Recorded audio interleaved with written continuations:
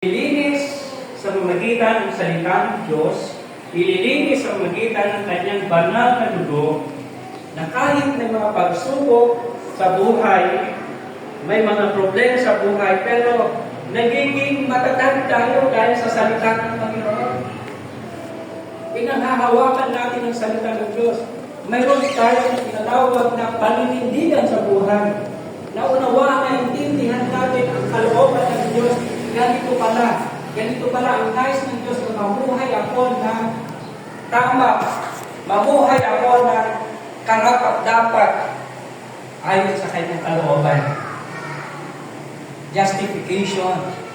Time will come. Makikita natin siya ng buhangan ang ating Panginoong Hesus Kristo. Amen. Sino pong nagaganap? Amen. Nahanda ang kanyang puso. Lord, sabik na sabik ako sa iyo, Panginoon. Nais ko pong i-share sa inyo about doon sa bagay na hindi makakalimutan ng Diyos. Tayo ay sadyang, alam nyo, sa pagsuong ng panahon ay medyo kakalimutin na. Pero ang Diyos, hindi siya nakakalimot. Amen? Sa Hebrews chapter 6 verse 10, okay, kung mayroon po tayo mag-Biblia, buksan po natin sa Hebrew chapter 6 verse 10. Okay, so alam ko po, alam po natin. So sa Hebrew chapter 6 verse 10. Okay? Ang sabi mo, yan sa Tagalog, makatarungan ang Diyos, hindi niya malilimutan ang inyong ginawa at ang pagmamahal na inyong ipinakita at hanggang ngayon ipinapakita sa pamamagitan ng paglilingkod ninyo sa mga hilirang ng Diyos.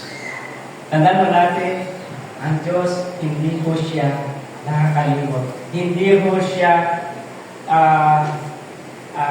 kumbaga, lahat ng mga ginawa mo para sa Kanya na paglilingkod, sacrifices, effort, strength, resources, lahat ng paglilingkod na ginagawa mo, hindi yan makakalimutan ng Diyos. Okay, so ito po yung ating pinaka-text.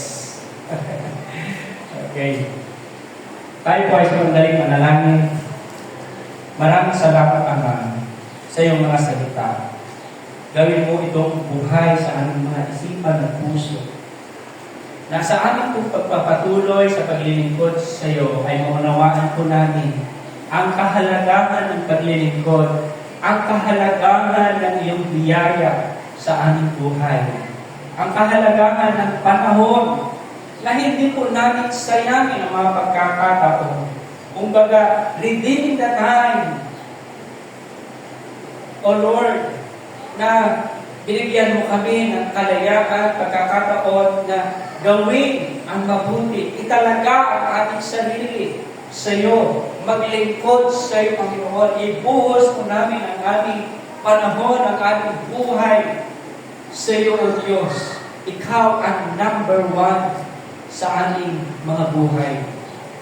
O Lord, hindi po sa gawain ito, ikaw ang aming tinitingala.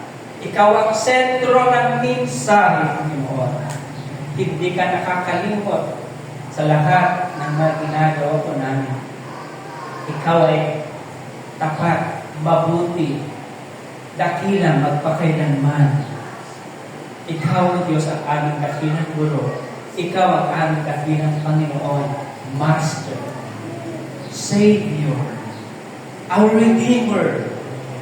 Lord, salamat po dahil isa po kami na pinili mo, Panginoon, at billions of people over the world. Pinili mo kami upang maglingkod at magpahayag ng mga kahangahan ng bagay. We praise you, we honor you. In Jesus' name. Amen. Amen. Meron pong 4 na bagay na hindi makakalimutan ng Diyos. Una is yung pangalan ko. Amen. Hindi yan makakalimutan ng Diyos. Bago po nagdesisyon ang ating mga magulang at magbigay ng ating mga pangalan, hindi mo yan pinili. Pinili ng magulang mo natin. Pinili ng Diyos yan at ginamit ng Diyos ang ating mga magulang upang italaga pinili yung ating mga pangalan para sa atin. Bakit pangalan? Pangalan, sino ang nakakaalam na ikaw ay nakarehistro sa langit? Okay? Lahat ng pangalan natin nakarehistro sa langit. We are citizenship in heaven. Ang mga senior citizen, tatlo ang citizenship nila. Senior citizen, Filipino citizen, and ano yung isa? Ano yung citizenship? Yung citizenship sa heaven? Okay, naman. Langit citizen. Okay. Tatlo. Tayo, citizenship natin sa heaven at saka Filipino citizen. Pero hindi natin sinasabi na maging senior citizen tayo. Pero ang mahalaga ay yung pangalan natin ay nakasulat sa aklat ng buhay. Amen.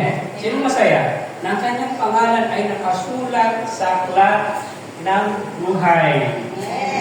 Amen. Hindi nakasulat doon sa tabi ng dagat, ano? Pag umalon, bura ka agad. Bura. Ay, nasaan na yung pangalan ko? Pati yung cellphone number na wala. Tingnan mo natin. Sa Pahayag chapter 20, verse 15. Natin, ano kaya meron doon? Sa Pahayag chapter 20, verse 15. Okay? Ano po ang kanyang sinabi? Ang sinumang hindi nakasulat ang pangalan sa aklat ng buhay ay itinapon sa langha ng apoy. Yan po, nakakatakot, nakakalungkot na pangyayari sa buhay. At yan po ang napakadakilang regrets na ibinigay ng Diyos ang mga pagkakataon para magbago, binigay ng Diyos ang mga pagkakataon para tanggapin natin si Jesus bilang Panginoon at tagapagligtas, pero in-ignore natin siya. At hindi nakasulat ng pangalan sa aklat ng buhay. Pero kailangan pala na maisulat doon sa aklat ng buhay ang ating pangalan. Amen! Amen. Kaya, iyakin, siguraduhin natin na ang ating mga pangalan ay nakasulat sa aklat ng buhay. Yung pangalan natin nakasulat sa SSS, nakasulat sa PhilHealth, St. Peter, sa Ayuda, sa school, nakasulat, wow, present! Ang dami kang mga completion doon sa mga certificates, diploma, kahit anong degree ka, pero ang pangalan mo hindi nakasulat sa aklat ng buhay. Wala. I'm sorry to say na ganun po kahalaga bilang mananampalataya kay Kristo. Mahalaga. Unang at higit sa lahat, nakasulat ang ating pangalan sa aklat ng buhay. Amen? Agree po ba tayo doon? Amen. Di lang sa aklat ng buhay, kundi tayo ay, ang ating pangalan ay nakasulat sa palad ng Panginoon. Wow! Baga tuwing man, makikita ka niya, maaalala ka niya. Lahat ng iyong mga ginagawa, maaalala ka niya. Diba? Ang sarap na yung nakakaalala para sa iyo. Amen? Hello? Diba, pag hindi ka naalala ng asawa mo, ng kapatid mo, sino man, walang bumati sa'yo, nalulungkot ka, nagagamit ka, nagre-react ka. Kaya kapag may nakaalala, ang saya-saya, hayahay ang buhay. Ganyan ka-espesyal. Ganyan ka-kahalaga. Amen? So, ibig sabihin, mahalaga tayo sa harapan ng Diyos. Hindi lang sa aklat ng buhay, kundi sa palad ng Panginoon. Palakpakan na po natin ang Diyos. Wow! Hallelujah! Pangalawa, ano yung pangalawa na hindi makakalimutan ng Diyos? Pangalawa is, hindi niya makakalimutan kung ilan ang hidla ng iyong buhok. Oh, sabi na siguro. Yes, dahil siya ay Diyos na lumikha sa atin. Alam niya yung sangkap ng ating pagkatao, yung buhay natin. Alam niya. Gaano man kahangin o kaunti yung buhok natin, alam niya ang bilang ng ating mga buhok. Pakisabi mo sa katabi, alam ng Diyos yun. Alam ng Diyos yun. Parang hindi rin naniniwala. Alam ng Diyos yan. Amazing. Yung tilong ng ating buhok. Ako hindi ko alam. Kayo, alam niyo? Wala nakakala. Ang Diyos lang nakakala. Yung bilang ng ating mga buhok. Yung iba wala ng buhok. May sakit na HIV. HIV, pastor. Hair is vanished. Wala na. Pero kahit na hair is vanished, meron pa rin. Napakaliit. Diba? Pero grabe ang Diyos. Paano siya gumawa?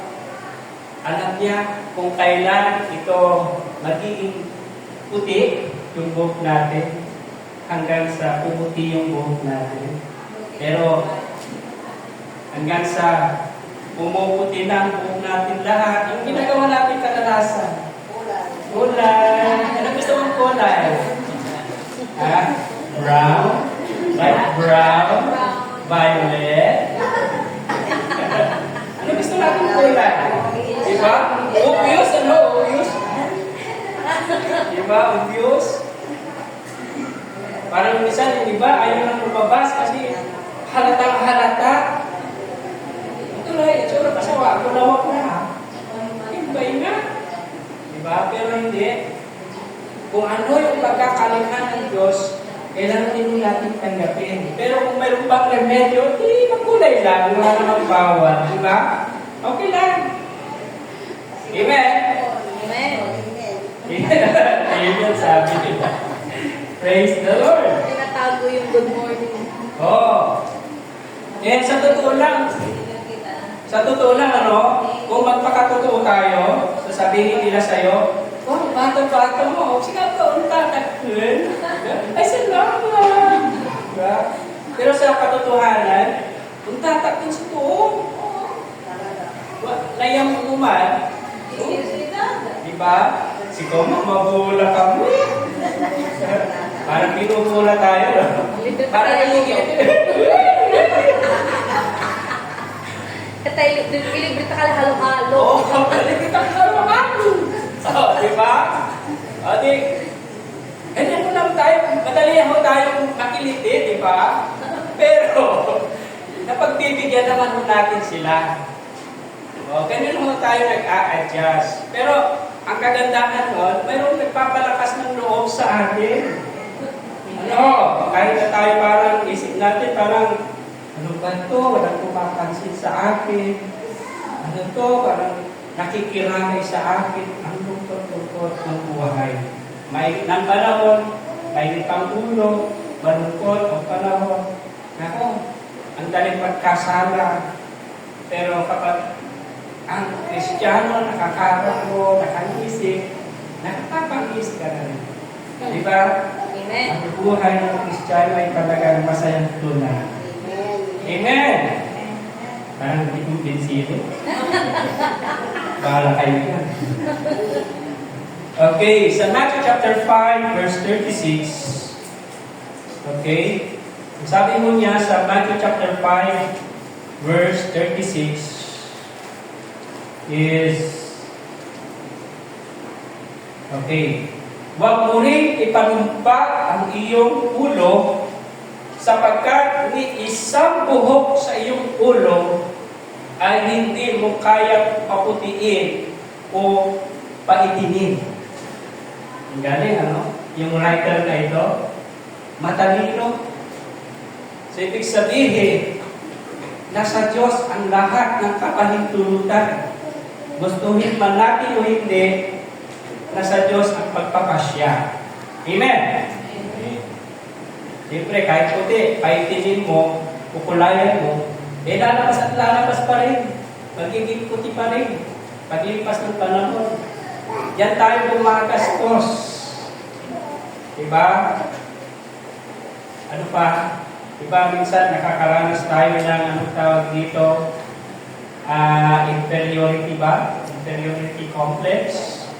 Or Nawawala ng self-confidence. nawawala ng self-confidence. Ang dami tigidin. Ano to? Diba? Parang, yan, nakakaranas tayo ng identity crisis sa sarili. Naging sa hindi tayo nagiging kontento. Kaya ano ginagawa pag maitim? Nagpapaputi. Bibili sa Shopee, nagluta tayo. Ano? Diba? Kasi yung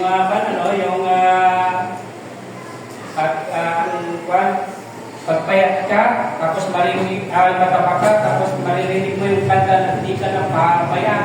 Hindi ka na papayat. Diba parang nakakainis? Paano ko itong pinapakinggan nito Taba. Ano? Kaya tuloy, nagiging conscious tuloy. Diba naman ito? Patayin mo na nga yan. Diba? Hello?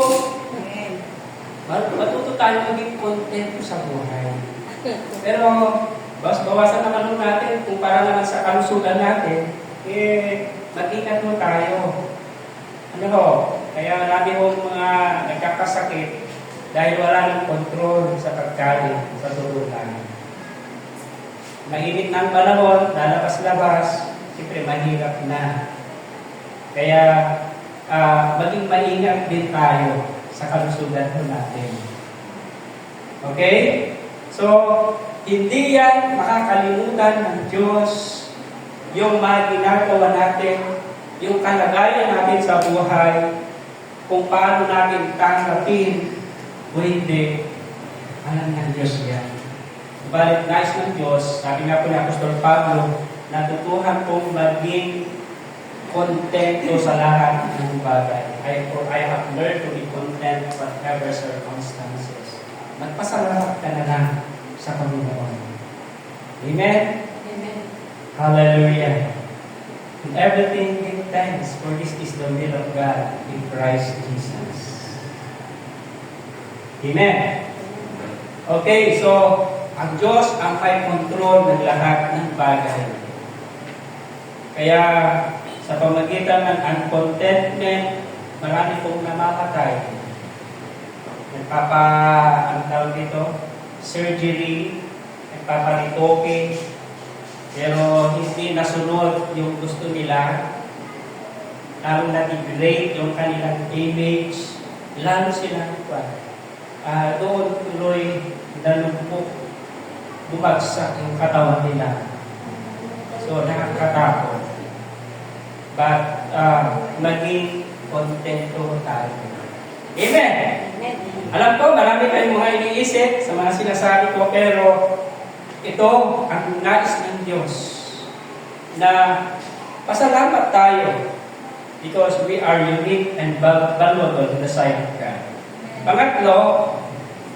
Pangatlo is hindi makakalimutan ng Diyos yung ating mga panalangin. Naniniwala po ba tayo doon? Diba? Tuwing tayo nananalangin tayo, prayer. Hanggang sa dumating yung panahon, ilang taon na, nakalimutan na natin yung mga prayer natin. Pero ang Diyos, hindi niya makakalimutan yun, panalangin. Umiiyak ka, ganito, ganyan. Ang yung prayer mo, yung family mo. Pero, hindi yan nakakalimutan ng Diyos. Meron tayong mga panalangin, mga prayer requests. Minsan, dahil sa dami ng mga prayer requests, hindi na tayo nag-prayer requests, unknown requests. Nakakahiya. Kasi yun na lagi yung ating pinapanalangin. O kaya, naiiba na yung mga panalangin natin. Hindi makakalimutan ng Diyos. Matagal ang panahon, lumipas na yung prayer natin. Pero tandaan natin, ang Diyos hindi siya nakakalimot sa mga panalangin natin. Naniniwala po ba tayo doon? Amen. Tayo, nakalimutan na natin. Pero ang Diyos, hindi niya ito makakalimutan. At yung mga panalangin na yon ay nandoon sa imbakan ng Diyos, storehouse. At tuwing mayroon tayong kakailanganin, biglang tutubo ng Diyos. Hindi mo na matandaan yung panalangin mo noon. Ito na pala yung tugon ng Diyos ngayon. Wow, amazing.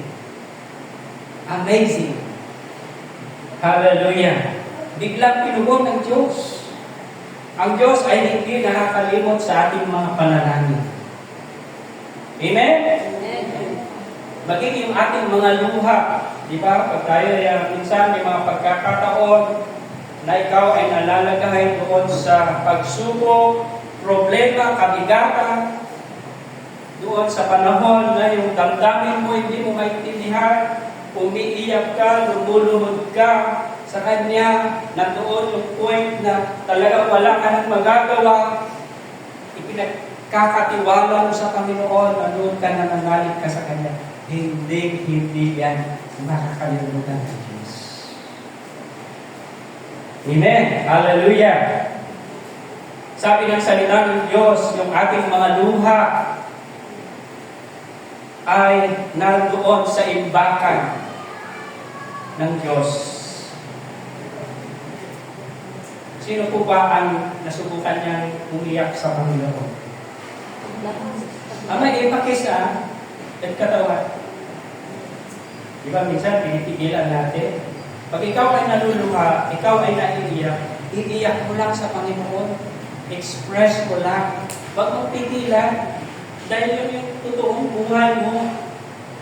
Magpakatuo ka. Dahil sa totoo lang, wala naman talaga tayong magagawa sa ating mga sarili, kundi ang Diyos lamang na ating pinagtitiwalaan. Amen? Pagpatigas man tayo, patigasin natin ang puso natin, wala din tayong mapapala. Pero kapag tayo lumapit sa Panginoon, ay gagawin ang Diyos. Hallelujah!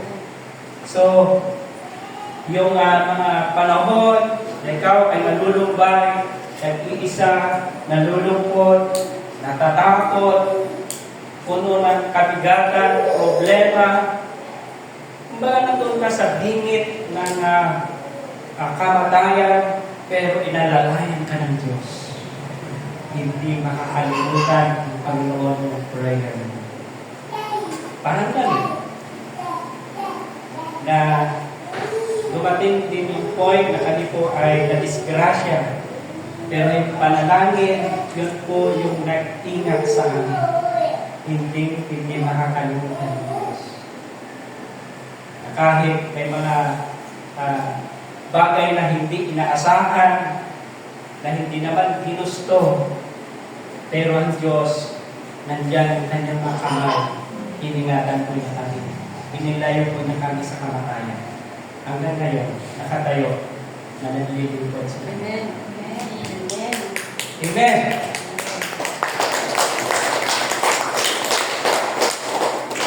Ganyan po ang Diyos. Yung family natin, pamilya natin, pag-pray natin, patuloy. Alam ng Diyos yun. Alam ng Diyos yung design natin. Kahit hindi ka nagsasalita, alam ng Diyos yan. Alam ng Diyos. Naka-impact yan. Yun lang yung right timing, perfect time. Pag ang Diyos na mismo lumalaw, hindi mo mapipigilan ang pagkilos ng Diyos. Baka ikaw pa mamamangha. Amen. Hello? Amen. Amazing ang pagkilos ng Panginoon sa ating buhay. Ang ilan na po tayo? Pang-apat na po. Ang apat na.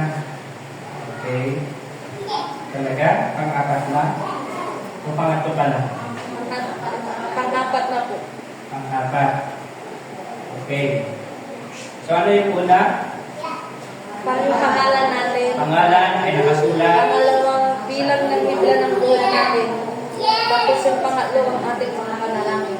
Yung ating mga panalangin. Yung pang-apat, wala pa. Wala pa. Okay. Pang-apat is, ito na yun. Huwag kayo mabibigla.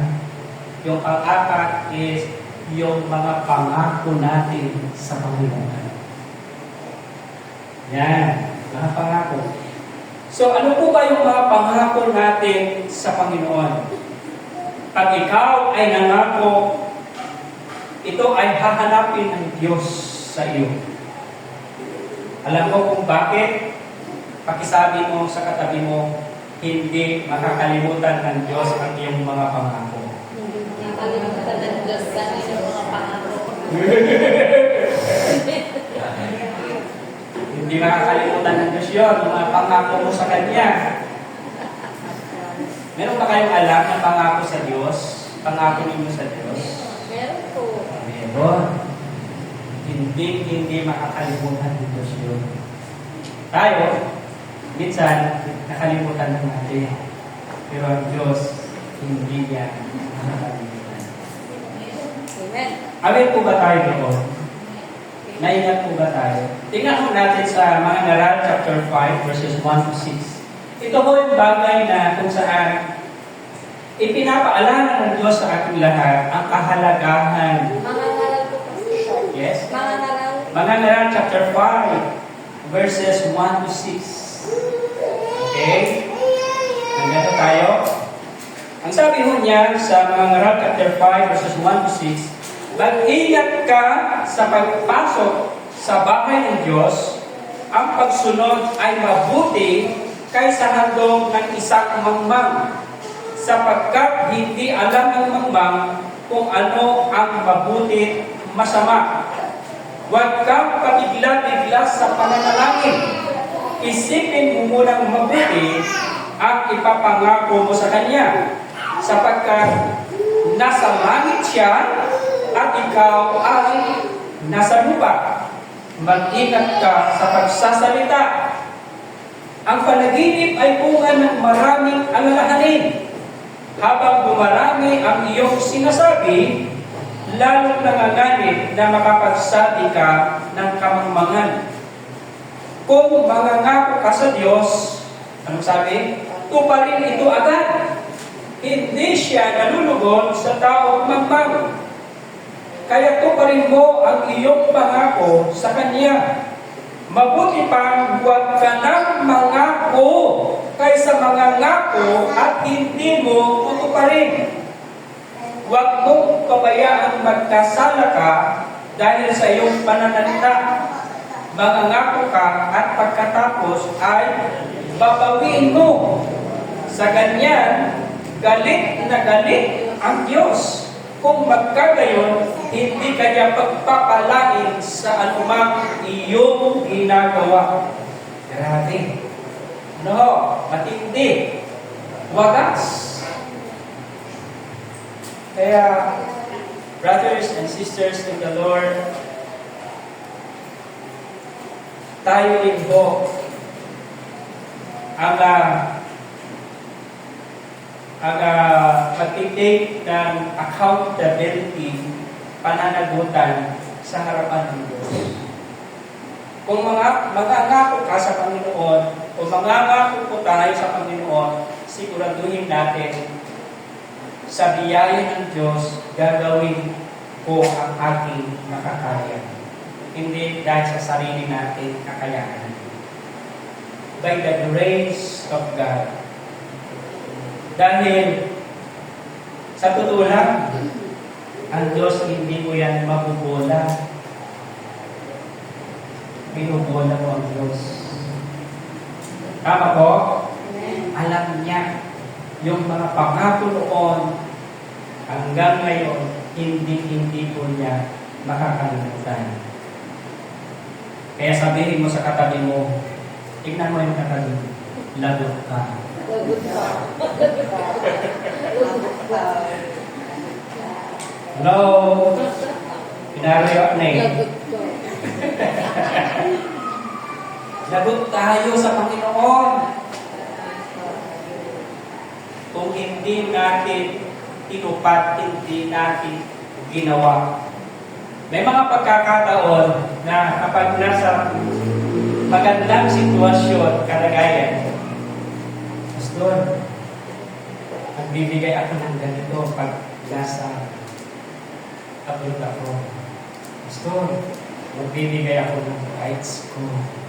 Pastor, ang pastor naman is, hindi naman hindi naman after coach ay bibigay mo. Yung pangako mo, ang iniisip ng pastor, mga mabibigat yun na pangako mo, hindi doon sa sinabi mo sa pastor o sino man, yun ay pangako mo sa Diyos. Hello? Ganito, isa pa. For example, seek ye first the kingdom of God and His righteousness, and all these things shall be added unto you. Ang Diyos po ba ang number one sa buhay natin? Amen. Hello? Amen. Mahal po ba natin ang Diyos? Amen. Bakit kaya pagdating ng linggo, nag-i-struggle tayo? Hello? Dami tayong mga alibis.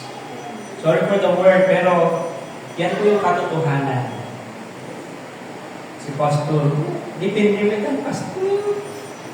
Okay. Pag-outing, Madami. pag-eating, Alika ka. pag-celebrating. Amen. Hello? Yan po yung katotohanan. Pato-pato sa langit, ang tamaan mo ang magagamit. Lahat po tayo, ano? Lahat tayo. Nung inaw na talaga yung katawan, ang isa sa lahat, nag-anto ka man yabagan. Kung nakalusan tayo sulabay ko ng baga, may tindihan yung naway yung ibig kong sabihin na kahit anong mangyari, diyan napapasok yung tinatawag na paninindigan bilang Kristiyano. Bilang lingkod ng Diyos, bilang hinirang ng Panginoon, bilang bayan ng Diyos, mayroon kang paninindigan. Pinanghahawakan mo ang salita ng Diyos kahit na anumang mangyari. Pero, pag hindi mo naman talaga as is kaya, huwag mo naman pilipin. Meron tayong mga exception, pero kung talagang maliit lang na mga alibis is, bakit hindi? Anak ng Diyos yan. Pati yung mga alibis natin, mga reasons natin, alam ng Diyos, kilala tayo ng Diyos. Hello? So, ang ganda yung kinanta natin. Ano ba yung kinanta natin? Mahal na Panginoon. Ginagayon natin. Ano yun? Habang buhay, papupurihan ka. Habang buhay, maglilingkod sa'yo. Habang buhay, pag-ibig ko sa'yo, iaalay. Pero nasaan na yun? Hello? I love you with the love of the Lord. Yan po ay para po sa bawat isa po sa atin. Wala po akong intensyon na ikaw yun. Pero lahat tayo ay tatalima sa salita ng Diyos, sa kalooban ng Diyos. Sino gustong magpapala? Amen. Lahat tayo. Gawin natin kung ano yung pinapagawa ng Diyos sa atin. 6 na araw tayong gagawa para sa inyong mga sarili. Isang araw lamang ang inihiling ng Panginoon. Ito ay ang araw ng linggo, araw ng pamamahinga na magkakasama-sama tayo. Diba? Awit 100 chapter 22, 122 verse 6, napakaligaya at kahanga-hanga kung tayo ay nagkapagyan. Diba? Napakaligaya na magkasama-sama mga magkakapatid. Walang iwanan. Hello? Amen. Walang iwanan. Ito po ay paglilingkod natin para sa Diyos. Sa totoo lang, ako po ay kaming dalawang misis ay nag-aaral ng TESDA. Kumukuha po kami ng carpentry. At sa school ay napaka-stricto pala. Sa BSRS attendance, dapat nandoon kami ng mas maaga. Sabi ko, ganun pala ang secular. Stricto. Sa mga trabaho, ganun din ka-stricto. Pero bakit kaya para sa Panginoon? Hayaan. Mamaya pa naman yan. Okay lang. Napansin mo ninyo, magpakatotoo po tayo. Ganyan ho nangyayari sa ating panahon. Nawa, maging maingat tayo. Pero naman tayo na pagkasunduan. Pero gawin natin mas maaga para sa Panginoon. Pasalamat tayo. No? Agaw na simba. Praise God! Sige na simba. Amen. Alam mo na Sabado, ay simba lang. Wala eh. Mayami ka, mayami ka ko isa. At ano kami na yung lababo. Seek ye first the kingdom of trabaho and His lababo. Madaming trabaho ang daragdag sa iyo. Pabigat. Ang batang solo niya na. Pasnok di man, pasnok diyan, lagay di man. Hanggang kulay. Self-control. Doon na yan, ito bang kulay. Kasi wala. Kawali. At wala, nagkila ka ang kapanuto, siya ayamin. Pati malkin, pansan to kapan na niluto, siya ayamin. Doon na yan, isunin sa isi kayo. Wala yan. Mambulan na kayo. Manalagaran. Kapay mambulan na kayo. Ito po. Hello? Yan o yung realidad sa buhay. Ang sa katuan-tuman. Kaya hindi po masisisi ang mga nanay na nagsasalita sila. Nagiging malabit. Diba? Malabit ka. Matangatan ka. Sinang kakain na naglaka. Kaya ho, pagka talagang mga ganyan, ang daling mabilis magkasala. Pero, matawan, pero kung ako alam. Ha? Kami po pangabi niya nanay, mga pangabi. Correct. Malabir, talagang, wala natipon, ignaan. Paano man sakit ka mag-collapse? Kaya tama lang na i-express ko ninyo mga nanay. Pero, maingat din po kayo sa pagbibitaw ng mga salita. The more you talk, the more you see. Less talk, less see. Kaya, depende yan. Ngayon, hindi lang po tayo ordinaryong mga nanay, kundi Kristiyanong nanay. Hello? Ayan, pag Kristiyano, nandyan na yung tinatawag na self-control. Nandyan na yung long suffering. Amen! Amen. Talagang, diba? Long suffering. Ano ho? Kaya, yan ho yung buhay natin, araw-araw. At naman minsan, galaw natin din. Yan lang nalaman. Amin yan, nananagunda, puro pagkakamali.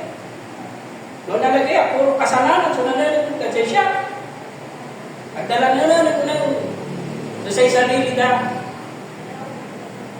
Tuloy puro sisihan. Wala na. Sinong tatayo? Wala na. Si pastor lang. Tatayo. Wala na. Pero, brothers and sisters in the Lord, hindi po gano'n ang buhay natin. Panindigan natin ang salita ng Diyos. Na kahit tayo po ay maraming pagkukulang, tandaan natin ang Diyos kailanman hindi siya nagkukulang. 1 Peter chapter 1 verse 16, magpakabanal kayo sapagkat ako'y banal, sabi ng Diyos. Ang Diyos lang banal, siya lang ang perfecto. Amen? Amen. Matthew chapter 5 verse 48, be ye perfect because your Father in heaven is perfect. Wow. Patuloy pa rin tayo. Go! Maglingkod tayo sa Panginoon. Gawin natin kung ano yung pinapagawa ng Diyos. Salamat, Lord. Dahil ikaw ay perfecto, ikaw ay ganap. Maglilingkod pa rin ako sa iyo. Alam ko na kahit marami akong mga pagkukulang, marami kang kaparaanan sa akin para ako ay ituwid. Amen? Amen. Maraming paraan ang Diyos para tayo kanyang ituwid, baguhin, magpatuloy sa biyaya ng Panginoon. Wala mo tayong may pagmamalaki ni Numan. Ang may pagmamalaki natin ay ang Diyos sa buhay natin. Ay, bali-bali na church na. Mayamay kami. Pinagmamalaki yung simbahan, yung dami nila. Pero yung buhay, may pagmamalaki mo bang buhay? Hindi. Ang Diyos lang sa buhay natin may pagmamalaki natin. Sabi ni Apostol Pablo, wala akong ibang pinagmamalaki. Sino mang ibig magmalaki, walang iba kundi ang pagmalaki niya ang Diyos sa buhay niya. Lahat tayo dumadaan sa mga ganitong sitwasyon na hindi natin inaasahan. Maintindihan natin, maunawaan natin ang plano ng Diyos, magpatuloy tayo sa pamamagitan ng kanyang biyaya. No matter what, patuloy pa rin tayo. Amen! Huwag tayo masiraan ng loob o ng kalooban. I have decided to follow Jesus. Amen? Amen. Malala yung susuko. Natulog laban na dago. Yan sakit! Pero, hindi mo yan. Patuloy ka pa rin. No retreat, no surrender. Habang nasusugatan, lalo tumatakbo, ay tumatapang. Alam po natin, sa mga sitwasyon sa buhay natin, be strong. Supay batikin tayo, supay lalo tayo, ay say katawan. Ito, sa panahon ng kadipitan, pangangailangan, panghihina, pag dumarating yung panahon na ang hirap magdesisyon sa sarili natin, saan tayo lalapit? Sa Panginoon Diyos. Hello? Madaling sabihin. Pero pag ito yung actual, inusulanan mo ngayon, saan ka pupunta? Sa Panginoon. Through prayer and the Word God sa salita ng Diyos.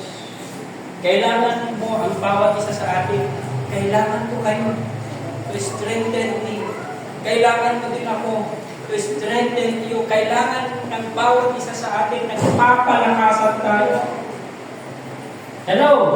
Kaya yan yung purpose ng fellowship. Yan yung purpose ng fellowship. Nagpapalakasan ang bawat isa sa atin. Nagpapanalanginan ang bawat isa sa atin. Amen. Kung hindi yan mangyayari, wala. Bakit pa tayo pupunta dito kung hindi mangyayari ganoon na wala naman pala tayong purpose para umatin? Anong purpose mo? Bakit ka umatin sa church? Anong purpose? Wala lang. Nakatulala. Walang purpose. Say, from Sunday to Sunday, pag-upo, ganun pa rin paglabas. Same, pagdating ng linggo, ganun pa rin. Walang changes, walang pagbabago sa buhay. Hello? Nagkaroon po ba tayo ng evaluation sa sarili natin? Or tinatawag na pagninilay-nilay. Lord, kapag tanto ko, nag-isip ko, kapag ako'y nagninilay, habang ako'y nagninilay-nilay, kailangan kong lumago. Kailangan kong manindigan sa salita ko. Kailangan kong gawin kung ano yung kalooban mo sa buhay ko. Amen. Amen? Amen. And yan po yung apat na bagay na hindi makakalimutan ng Diyos sa buhay natin. Hallelujah. Especially yung mga pangako ko sa Kanya.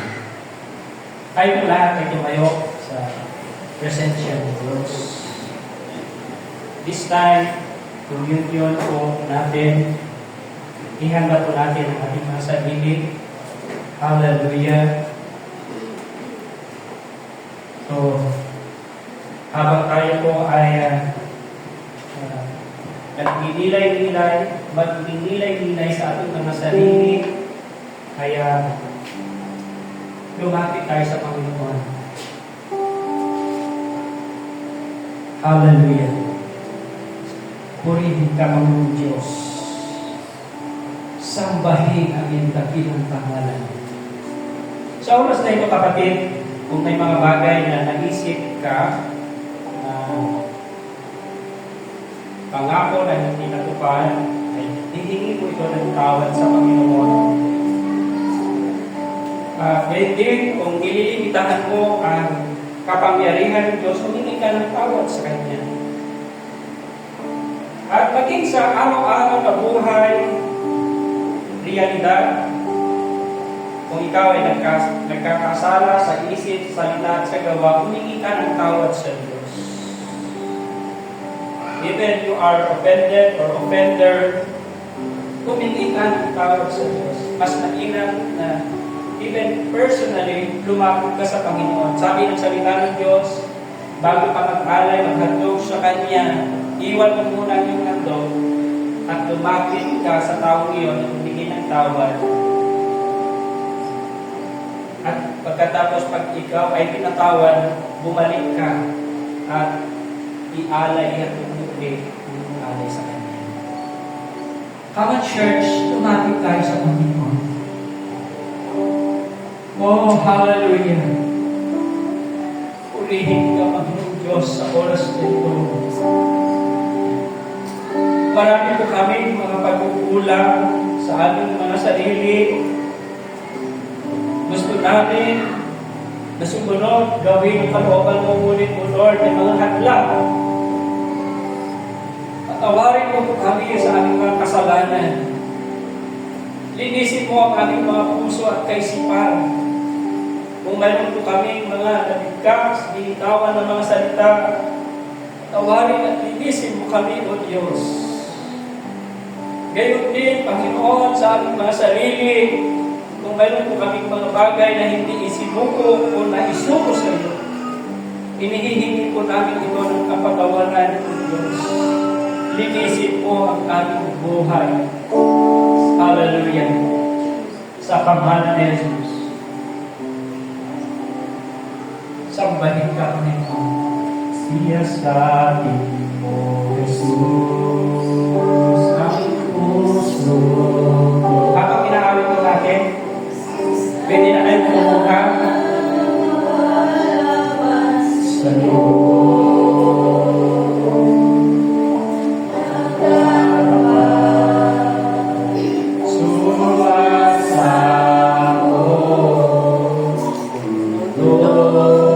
Sa harap ng banal mong trono,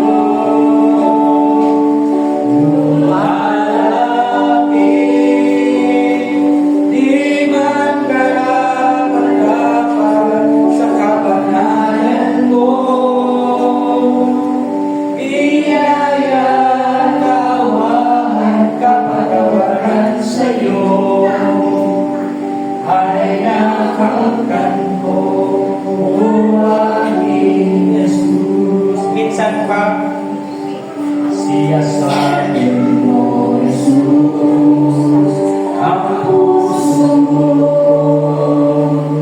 Sa kasalanan na nawalaman sa'yo, nagdagawa, sumasamo,